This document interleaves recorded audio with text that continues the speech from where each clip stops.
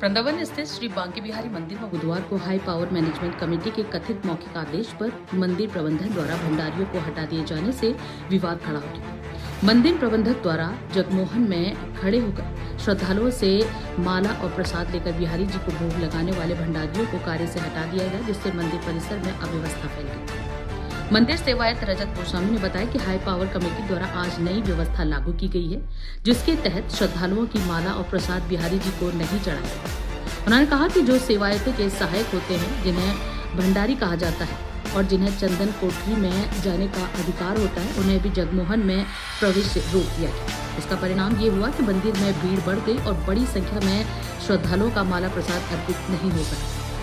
रजत गोस्वामी ने इस व्यवस्था को श्रद्धालुओं की आस्था के साथ खिलवाड़ बताते हुए कहा कि इसका जवाब किसी के पास नहीं है। उन्होंने आरोप लगाया कि बिना किसी लिखित नोटिस और केवल मौखिक आदेश के आधार पर ये कार्रवाई की गई है। क्योंकि यह मामला सुप्रीम कोर्ट में विचाराधीन है, इसलिए पूरे घटनाक्रम की वीडियो रिकॉर्डिंग की गई है, जिससे सुप्रीम कोर्ट के समक्ष प्रस्तुत किया जाएगा। उन्होंने सवाल उठाया कि किस आधार और किस कारण से भंडारियों को हटाया गया। वहीं सेवायत मम्मू गोस्वामी ने बताया कि पुराने भोग भंडारे को पुनः शुरू करने की मांग भी कमेटी से की गई, लेकिन उस विषय पर अभी तक कोई कार्रवाई नहीं हुई। भंडारियों को हटाए जाने से मंदिर की परंपरागत व्यवस्था और श्रद्धालुओं की धार्मिक भावनाओं पर असर पड़ने की बात कही जा रही है। देखिए, वृंदावन से हमारे सहयोगी मुकेश पाठक की खास उसका कोई भी रिटर्न में कोई आदेश नहीं है। आज भंडारियों को यहाँ से हटा दिया, दर्शनार्थियों की माला नहीं चढ़ेगी, उनका भोग नहीं लगेगा। ये क्या है? ये मंदिरों में अगर प्रसाद नहीं चढ़ेगा, माला नहीं चढ़ाएंगी तो कहाँ चढ़ाएंगे? सनातनी लोग जो है क्या मस्जिद में जाके भोग लगाएंगे, वहाँ जाके माला चढ़ाएंगे? तो किस तरह की दिक्कतें आ रही है जो नई व्यवस्था लागू की है उससे? इससे तो व्यवस्था ही हो रही है। जो दर्शनार्थी बाहर से भोग लेके आ रहा है और उनका यहाँ भोग नहीं लग रहा है, तो वो भोग लगा के जाएगा। उसकी वजह से मंदिर में खड़े हैं, अब वो निकल नहीं रहे यहाँ से, या तो गुस्से में आके वो फेंक के जा रहे हैं। क्या इनके विवेक है क्या नहीं है? कौन इन्हें सलाह दे रहा है? अगर मैं कह रहा हूँ कोई सलाह भी अगर दे रहा है तो जो हाई पावर कमेटी के अध्यक्ष हैं वो तो हाई कोर्ट के रिटायर्ड जज है, वो तो अपना विवेक लगा सकते हैं कि उनमें भी विवेक नहीं है। आपके प्रतिनिधि के रूप में 4 पहले से सेवायत गोस्वामी उस कमेटी में शामिल हैं, वो क्या वो अपनी वो तो पता ही नहीं क्यों है, या तो किसी दबाव में नहीं विरोध करते हैं, उनके ऊपर कोई दबाव है तभी तो कोई उसका विरोध नहीं कर रहे हैं। क्या वो समाज की बात को नहीं रख पा रहे हैं? नहीं रख पा रहे हैं, वहाँ यही तो दिक्कत है, वो किसी को सुनते ही नहीं है।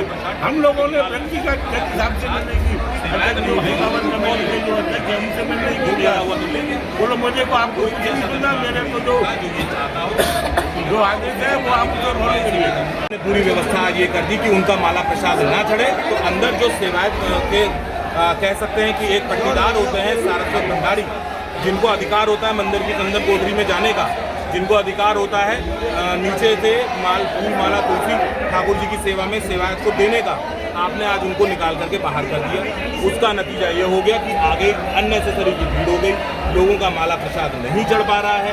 एक ये आस्था के साथ खिलवाड़ हो रहा है, और ये क्यों हो रहा है इसका कोई जवाब किसी के पास में नहीं। इसे लेके कोई आंदोलन या किसी तरह की आगे की सेवायत क्या करे, कदम उठाएंगे? मामला अब माननीय सुप्रीम कोर्ट में है और इनको नोटिस हो गए हैं। हम ये सारी बात सुप्रीम कोर्ट में रखेंगे और पुरजोर एफिडेविट के साथ में रखेंगे।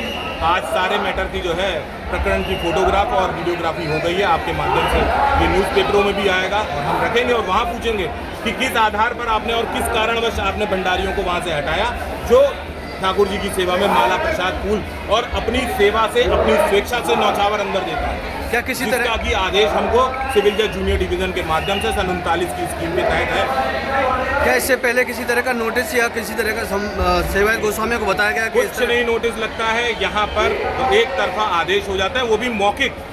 देहली पूजन का बंद करने का आदेश आज तक मंदिर में कहीं चस्पा नहीं हुआ, भंडारियों को हटाने का आदेश आज तक कहीं चस्पा नहीं हुआ, प्रसाद को ये बंद करने जा रहे हैं। ठीक, हमने उनको सजेशन दिया था कि जो पुराना भोग भंडार है आप उसको खोल दीजिए। वृंदावन में जितने भी एंटर और एग्जिट के पॉइंट है वहाँ पर, क्योंकि जब सरकार ने हमको जूता चप्पल रखने के लिए जगह दे दी, तो क्या भोग का प्रसाद रखने के लिए जगह नहीं दे सकते हैं? तो अगर आपको करना है तो भोग भंडार चालू कर दीजिए, लेकिन वो आप नहीं कर पा रहे हैं। लेकिन आप ये चाहते हैं कि बाकी जैसे मंदिर हैं जिसमें कि लोगों को इस तरीके से कर दिया गया कि वहाँ पर वो ना तो माला चढ़ा सकता है ना प्रसाद चढ़ा सकता है, हर चीज़ की मोटी रसीद कटती है, जो रसीद का पैसा सरकार के पास में जाता है। आप यहाँ पर भी वही व्यवस्था लागू करना चाहते हैं, इस वजह से ठाकुर का प्रसाद बंद करने के लिए आपके दिमाग में वो खर्चा दिखाई दे रहा है। भोग भंडार कितने समय से बंद है और पहले क्या व्यवस्था थी? भोग भंडार यहाँ पर जो व्यवस्था थी, नो प्रॉफिट और नो लॉस पर भोग भंडार चलता था। उस भोग भंडार में अनियमितता हुई किसी कारणवश और बाहर के लोगों का इन्वॉल्वमेंट होना शुरू हो गया, इस वजह से उस भोग भंडार को बंद कर दिया गया।